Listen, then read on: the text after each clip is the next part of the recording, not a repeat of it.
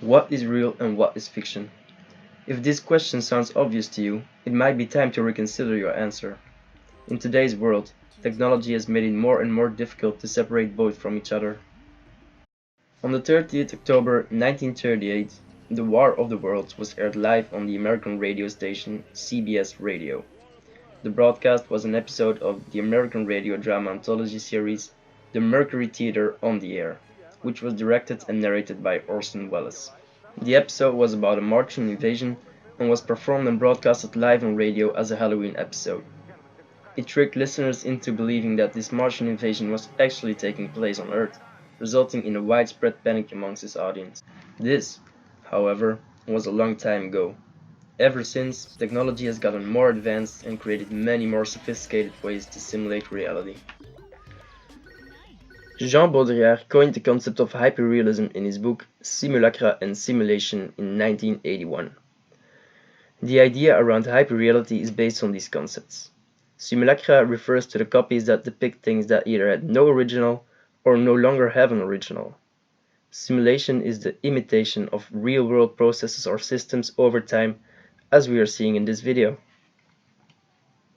He argues that we don't live in a normal society anymore, but in a new social reality which he calls hyperreality.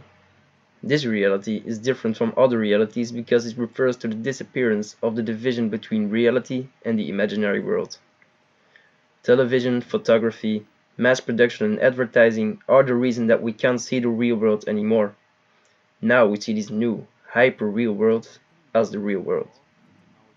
Hyperrealism is a concept situated in the period of postmodernism, having its origins in the 20th century. This period is characterized by an exponential rise of technology and information infiltrating our daily lives.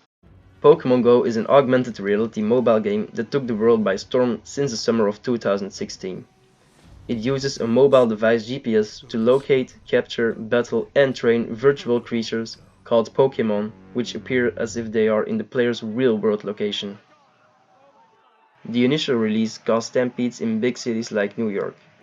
Whenever a rare Pokémon appeared, hundreds of Pokémon players ran to the streets in search for the newest addition to their Pokédex.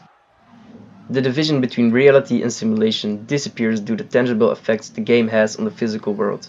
It allows the blending of physical reality with virtual reality. This is considered a concrete example of the new reality that Baudrillard talks about. There are many more forms and examples of hyperrealism present in our everyday lives. However, we should not disregard those who create hyper-real worlds for the masses. Corporations want to sell products and services to the people, so it should come as no surprise that the reality they are painting for us is one promoting consumerism. Technology creating hyperreal simulations allow for people to deceive others by creating a fabricated reality for both economical and political motives. Thank you. Stay woke, bitches.